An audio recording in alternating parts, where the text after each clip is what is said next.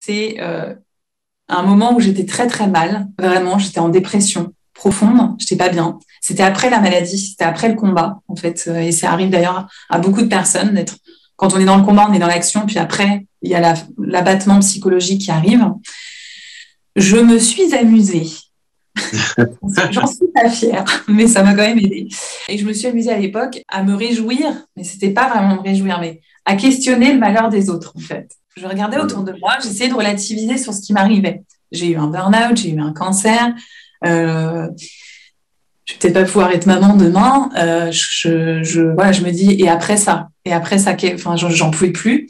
Et j'ai regardé autour de moi et effectivement, je me suis questionnée sur le malheur des gens autour de moi et je m'amusais à relativiser ma situation par rapport au malheur de quelqu'un, me rassurant en me disant, ce n'est pas parce que je veux me réjouir de son malheur, mais c'est parce que je me dis au moins il n'aura pas servi à rien. Ouais. C'est-à-dire que j'essayais, oui, de relativiser.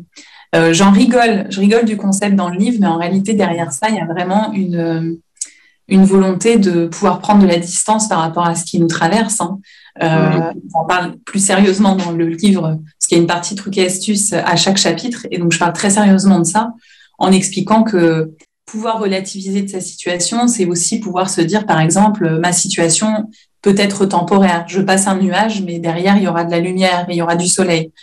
Ça peut être aussi de se dire, prenons du recul par rapport à la situation ou tout simplement en parler avec quelqu'un d'autre pour pouvoir bénéficier de points de vue différents et relativiser sur sa situation. Donc voilà. Mais dans le livre, à chaque chapitre, je rentre par l'humour dans le sujet en expliquant mon histoire, puisque le rire me permettait aussi de prendre distance de ce qui se passait. Ouais. Et toujours, je donne des conseils, des trucs et astuces avec toujours une pointe d'humour, mais des trucs et astuces sérieux. Là, je mets ma casquette de psychologienne à ce moment-là. Ce sont des trucs et astuces qui sont, comment dire, éprouvés, approuvés. Ok, pratique, quoi. Exactement. Et donc, vous avez relativisé, mais vous avez relativisé avec des inconnus ou vous le faisiez aussi avec vos proches? Je le faisais avec des inconnus parce que ça, il n'y avait pas cette charge émotionnelle quand on connaît pas la personne. Voilà, on pose les choses et puis on se dit que le point de vue pourra peut-être être un peu plus objectif.